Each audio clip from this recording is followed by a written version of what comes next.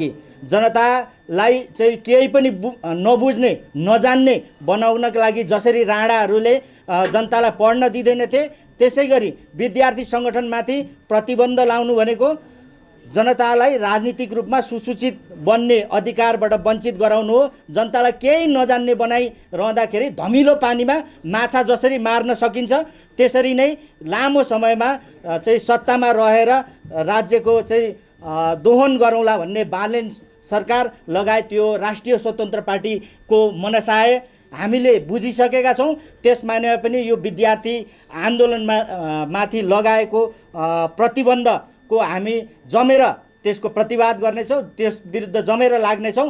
तर मलाई एक हिसाबमा भन्ने हो भने यो विद्यार्थी सङ्गठनमाथि लगाएको प्रतिबन्ध हास्यास्पद पनि लाग्छ, किनभने जति बेला नेपालमा पञ्चायती शासन थियो त्यो पञ्चायती शासनले चाहिँ प्रतिबन्ध लाउँदा पनि विद्यार्थी सङ्गठन थियो, आन्दोलित हुन्थे, विद्यार्थीहरूले आफ्नो अधिकारको पक्षमा कुराकानी गर्थे, जनताको अधिकारको पक्षमा आवाज उठाउँथे। त्यति बेला पञ्चायत कालमा पनि चाहिँ विद्यार्थी सङ्गठन थियो भने यो विद्यार्थी सङ्गठन अहिले प्रतिबन्ध लाउँछु भन्नु यो एकदमै हास्यास्पद कुरो हो। अर्को कुरो, विद्यार्थी सङ्गठन कहीँ पनि दर्ता भएको एनजिओ आइएनजिओ लगायतका चाहिँ व्यापारिक संस्थान पनि होइन। त्यो कारणले गर्दा यो कहीँ चाहिँ दर्ता छैन। विद्यार्थीहरूले स्वस्फूर्त रूपमा आफूलाई मन परेको विचारधारा, आफूलाई मन लागेको राजनीतिक पार्टी या आफूलाई मन लागेको चाहिँ विचारधारा रोज्न पाउँछन्। जसै गरी उनीहरूमा विद्यार्थीहरूमा बढ्दै जाँदा समयक्रमले चेतनाको विकास हुँदै जान्छ। कसैलाई कुन पार्टी मनपर्छ, कसैलाई कुन पार्टी मनपर्छ, कसैलाई काङ्ग्रेस मन पर्ला, कसैलाई रासोबाई मन पर्ला, कसैलाई चाहिँ कम्युनिस्टहरूका पार्टीहरू मन पर्ला। त्यस मानेमा विद्यार्थीहरूले आफै आफ्नो विचारधारा निर्माण गर्दै जानेछन्। विद्यार्थी आन्दोलनमाथिको प्रतिबन्ध त्यस मानेमा पनि यो चाहिँ हास्यास्पद हो। यो चाहिँ गरेर गर्न नसक्ने कदम, पारै लाग्न नसक्ने चाहिँ कदम यो बालेन सरकारले चाहिँ गरेको अवस्था छ। अर्को कुरा, यो बालेन सरकार के चाहन्छ, यो रासपा सरकार के चाहन्छ भन्दाखेरि वर्षौँदेखि 3500 वर्षदेखि चाहिँ लुटेर खाएको भनेर एक खालको चाहिँ हेट स्पिच दिएर, सधैँभरि हेट स्पिच दिएर जनतालाई चाहिँ दिग्भ्रमित गरेर, हिप्नोटाइज गरेर, दिग्भ्रमित गरेर चाहिँ पुराना दलहरूले गर्दै गरेन भन्ने जुन चाहिँ भाष्य निर्माण गरेर जसरी सत्तामा बसौँला भन्ने छ, जनताले देखिसकेका छन् यो सरकार चाहिँ जनताको पक्षमा छ कि छैन, यो सरकारले जनताको काम गरेको छ कि छैन। आज पछिल्लोचोटि चाहिँ बालेन सरकारको नेतृत्वमा चाहिँ सरकार आएपछि सबैभन्दा पहिला यो देशको भूमिहीन सुकुम्बासीमाथि प्रहार गर्यो। त्यसले के प्रमाणित गर्छ भने यो सरकार गरिबको पक्षमा छैन। त्यसपछि बजेट आयो। तपाईँ पत्रकार मित्रहरू हुनुहुन्छ, नेपाली जनताले सुन्दै गर्नुभएको छ, हरेक क्षेत्रमा हरेक कुरामा भाउ बढेको छ कि छैन, दाम बढेको छ कि छैन, शिक्षामा चाहिँ कर लगाएको छ, इतिहासमै नलगाएको शिक्षामा लगाइएको कर यो जनताको पक्षमा छैन। तपाईँहरू आफै विचार गर्नुहोस्। तपाईँहरूले चाहिँ उपभोग्य, दैनिक उपभोग्य चाहिँ जीवनमा उपभोग गरिरहनु भएको कुराहरू हरेक कुरामा दाम बढेको छ कि छैन। तपाईँले खाने दालदेखि चिनीदेखि लिएर चामलदेखि लिएर हरेक कुरामा दाम बढेको छ, भाउ बढेको छ, मूल्य वृद्धि भएको छ। पेट्रोलियम पदार्थको मूल्य वृद्धि पनि हेर्नुहोस्, त्यो त एक खालको अन्तर्राष्ट्रिय माहौलले गर्दा भयो भनेर भन्लान्, तर चाहिँ अशोभनीय रूपमा पेट्रोलियम पदार्थको मूल्य वृद्धि पनि अहिलेसम्म घटेको छैन। जसरी भारतमा पुरानै रेटमा चाहिँ भारतीय सरकारले पेट्रोल चाहिँ जनतालाई उत्पादन सङ्कटको बेला चाहिँ उपलब्ध गराउनु पर्नेमा सङ्कटको बेला भनेर झन् घाँटी नेक्ने गरी चाहिँ जनतालाई हरेक कुरामा, पेट्रोलियम पदार्थदेखि लिएर तपाईँहरूको हरेक कुरामा सामान्य हिसाबले भन्ने हो भने सबै कुरामा चाहिँ अहिले मूल्य वृद्धि भएको अवस्था छ। त्यो कारणले गर्दा यो रासपा सरकार जनताको पक्षमा छैन भन्ने कुरा जनताले थाहा पाइसकेका छन्। हिजो भर्खर तपाईँहरूले माइती घर मण्डलामा देख्नुभयो, चाहिँ दृष्टिविहीनहरू सडकमा उत्रेका छन्। दृष्टिविहीनहरूले पाउने चाहिँ सेवा सुविधा चाहिँ कटौती भएको छ। यो सरकारले केही चाहँदैन, यो सरकारले जनताको पक्षमा केही गर्न चाहँदैन। यो सरकारलाई जनताको पीडा पनि थाहा छैन। यो सरकारले जनताको दुःख बुझेर आएको यो सरकार पनि होइन। तपाईँ आफै चाहिँ हेर्नुहोस् कस्ता कस्ता सांसद छन्। हिजो भर्खर म एकजना सांसदले सडकमा रोपाई गर्दै गरेको देखेको थिएँ। सरकार उनीहरूकै छ त, त्यो सडक बन्दैन, किन रोपाई गरेर रोइलो गर्नु पर्यो? सरकारलाई घचघचाए भइगयो, सरकारलाई त्यो चाहिँ नबनेको बाटो बनाउन लाए त भइगयो। त्यो कारणले गर्दा यो इस्टर्न अनेक चटकबाजहरूका चाहिँ जमातले अहिले जसरी चाहिँ सरकार चलाएको छ, यो सरकारले जनताको पक्षमा केही पनि गर्दैन। तपाईँहरू यो कुरा सम्पूर्ण पत्रकारहरूले रेकर्डै गरिराख्नु भएको छ। यो सरकार भोलिको दिनमा यो सरकार जनताबाट हटिसकेपछि पनि यो कुरा अवश्य रेकर्डेड हुनेछ। यो सरकारले जनताको पक्षमा केही पनि गर्दैन, गर्न पनि सक्दैन, किनभने यो सरकार जनताबाट चाहिँ सञ्चालित सरकारै होइन, यो त आर्मीबाट सञ्चालित सरकार हो भन्ने पनि हल्ला चलेको छ, विदेशी शक्तिहरूबाट सञ्चालित सरकार हो पनि भन्ने चाहिँ हल्ला चलेको छ। त्यसको यथेष्ट प्रमाण त मसँग नहोला, तर हावा नचली पात हलिँदैन। त्यो कारणले गर्दा यो सरकार जनताको होइन, यो सरकारले जनताको पक्षमा काम गर्दैन। विद्यार्थी सङ्गठनलाई प्रतिबन्ध लाउने, विद्यार्थी सङ्गठनलाई प्रतिबन्ध लाउन सक्छ यो सरकारले जब यो देशका विद्यार्थीहरू चाहिँ सडकमा उत्रिन्छन्, जब तानाशाहले यो सरकारले जनता विरोधी गतिविधि गर्दै जान्छ, जब यो सरकारको चाहिँ कुकर्महरूको घैँटो भरिन्छ, तब विद्यार्थीहरू सडकमा आउन थालेपछि विगतका सत्तामा रहेका चाहिँ शासकहरू त भाग्न पाए होला, यो सरकारले त भाग्न पनि पाउँदैन। यो सरकारलाई त विद्यार्थी होइन सम्पूर्ण नेपाली जनताले चिथोरी मार्नेछन्। यो कुरो चाहिँ तपाईँहरूले रेकर्ड गरेर राख्नु, किनभने जनताको विरुद्धमा भएका, जनताको अधिकारलाई कटौती गर्ने, जनतालाई चाहिँ दमन गर्ने, शोषण गर्ने सरकारलाई जनताले जहिले पनि खेदेकै छ, सत्ताच्युत गरेको छ। यो इतिहास तपाईँहरूले विश्वभरिको इतिहास हो, नेपाल मात्रै होइन। लुई 14 के गरे चाहिँ जनताले फ्रान्समा, त्यति बेलादेखिको तपाईँ इतिहास हेर्नु, पछिल्ला चाहिँ हजार तानाशाह चाहिँ सरकारका नेतृत्वकर्ताहरू भागेका अवस्था, जनताबाट मारिएको अवस्था, खेदिएको अवस्था छ।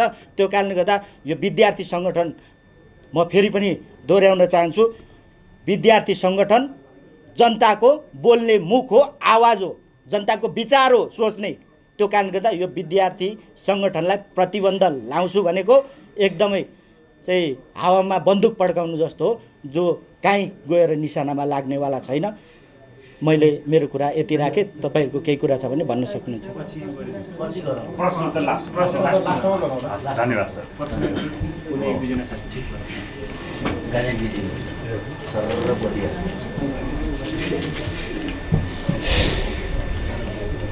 अखिल छैटौँका अध्यक्ष सुभाष जेसी सरलाई दोस्रो वक्ताको रूपमा म डायसमा आमन्त्रण गर्छु। धन्यवाद।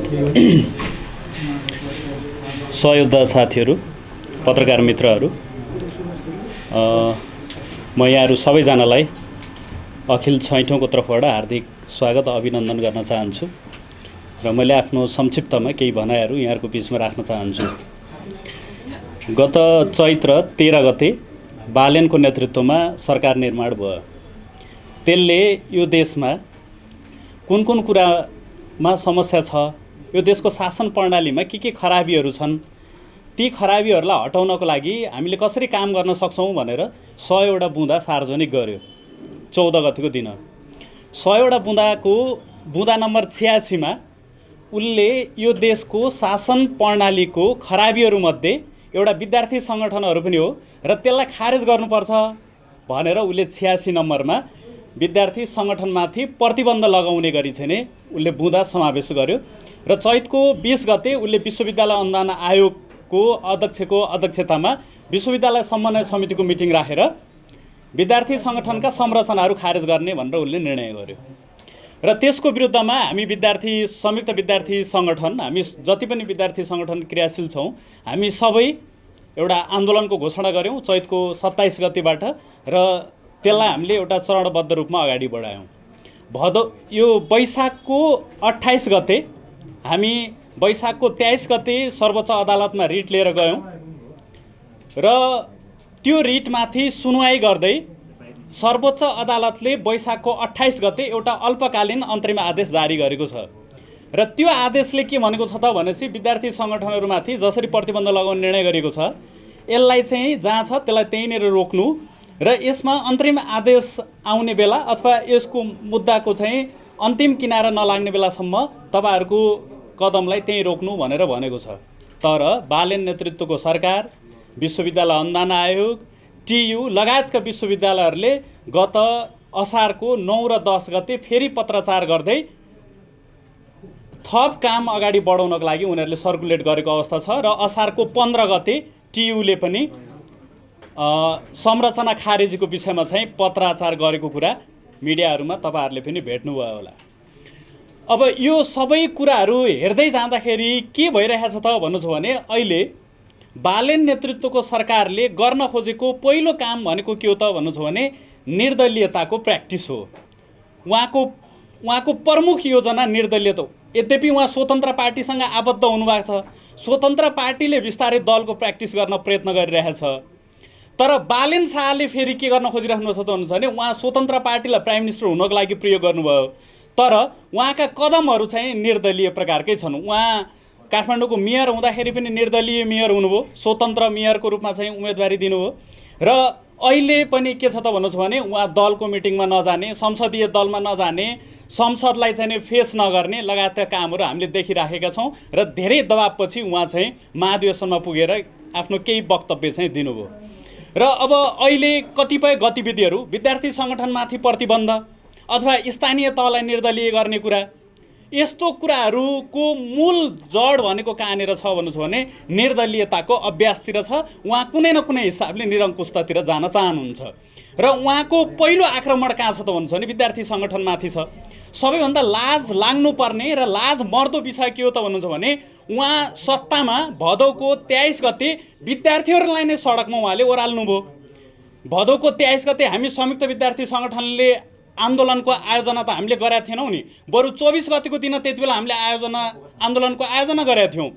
तत्कालीन अवस्थामा शिक्षा विधेयक आउँदै थियो, त्यो विधेयक चाहिँ एउटा सरकारी शिक्षण संस्थाहरूलाई बलियो बनाउनुपर्छ भनेर हामीले 24 गते प्रदर्शनको आयोजना गरेका थियौँ। तर उहाँहरूले त्यसलाई ओभरट्याक गरेर के गर्नुभयो त भने 23 गते उहाँहरूले आन्दोलन आयोजना गर्नुभयो। तपाईँहरूले कहिले सुन्नुभएको छ विद्यार्थी सङ्गठनहरूले, विद्यार्थी साथीहरू तपाईँहरू ड्रेस लगाएर सडकमा आउनुहोस्, तपाईँहरू ड्रेस लगाएर आउनुभयो भने प्रहरीले गोली चलाउँदैन, हामीले कहिल्यै त्यस्तो खालको कुरा हामीले भनेका छौँ? उहाँहरूले त्यही कुरा भन्नुभयो, त्यही भनेर विद्यार्थीहरूलाई सडकमा ल्याउनुभयो। 19 जना विद्यार्थीलाई उहाँहरूले गोली खुवाउनुभयो, गोली हामीले खुवाएको हो। संयुक्त विद्यार्थी सङ्गठनहरू, हामी कुनै विद्यार्थी सङ्गठनहरूले त्यो अपराध गरेको हो? 19 जना विद्यार्थी सडकमै त्यही दिन ढाल्नुभयो। 24 गतिको दिन यो देश कसरी ध्वस्त पार्नुभयो उहाँहरूले? के यो सबै काम विद्यार्थी सङ्गठनहरूबाट भएको थियो? यस्ता खालको गतिविधिबाट उहाँ अगाडि आउने र फर्स्ट प्रहार को माथि गर्ने त भन्नुहोस् भने विद्यार्थी सङ्गठनमाथि गर्ने, नत्र समस्या कहाँ छ ल भन्नु त? ठिक छ, हामी सबैले स्वीकार गरेको कुरा के हो भन्नुहुन्छ भने काहीँ हामीबाट कमजोरी भयो छैन भन्ने कुरा होइन, कतिपय ठाउँमा कमजोरी भयो, कहाँ खुकुरी नचाहेको कुराहरू आइरहेको छ, भयो होला त्यस्तो खालको गतिविधिहरू। त्यो कुनै सङ्गठनले खुकुरी नचाउने भनेर निर्णय गरेर नचाहेको त छैन नि। कुनै एउटा विद्यार्थीले कुनै एउटा सङ्गठनको नाममा उसले अराजक गतिविधि गर्छ भने के त्यसको जिम्मेवारी सङ्गठनले लिन सक्छ? त्यो त फौजदारी अभियोग अन्तर्गत पर्छ, राज्यले त समाएर जेल हाल्न सक्नुपर्छ नि। अहिले कुनै विद्यार्थीले हतियार लिएर कलेजमा जान्छ भने त्यसलाई सरकारले नियन्त्रण गर्न सक्दैन, कुनै विद्यार्थीले प्रोफेसर पिट्छ भने त्यसलाई सरकारले नियन्त्रण गर्न सक्दैन। यस्ता खालका खराबी नभएको ठाउँ कहाँ छ भनिदिनु त? के पत्रकारिताभित्र समस्या छैन? के सरकार डक्टरभित्र समस्या छैन? के इन्जिनियरका सङ्गठनहरूभित्र समस्या छैन? हाम्रो कुन चाहिँ निकाय छ जहाँ समस्या छैन? अनि समस्या भयो भने तपाईँले चाहिँ टाउकोमा जुम्रा पर्यो भने हामी मन्टो काट्छौँ कि जुम्राको औषधि गर्छौँ? हामीले शरीरमा रोग लाग्यो भने हामीले शरीरको उपचार गर्छौँ कि शरीरलाई हामी काटेर फ्याँकेर चाहिँ हामीले हत्या गर्छौँ? अनि बालेनले गर्न खोजेको कुरा चाहिँ के हो त? त्यसकारण यो विषय हामी सबैले एकदमै बुझ्न जरुरी छ, मिडियाका साथीहरूले बुझ्न जरुरी छ, विद्यार्थी साथीहरूले बुझ्न जरुरी छ र आम जनताहरूले यो कुरालाई असाध्यै गहिरो ढङ्गले बुझ्न जरुरी छ कि उहाँहरूले विद्यार्थी सङ्गठनमाथि प्रहार गरेर उहाँहरूको विरुद्धमा बोल्न सक्ने एउटा शक्तिलाई निस्तेज पार्न सक्यो भने उहाँहरूको विरुद्धमा कोही आउँदैन भन्ने मनसाले उहाँहरूले काम गरिराख्नु भएको छ।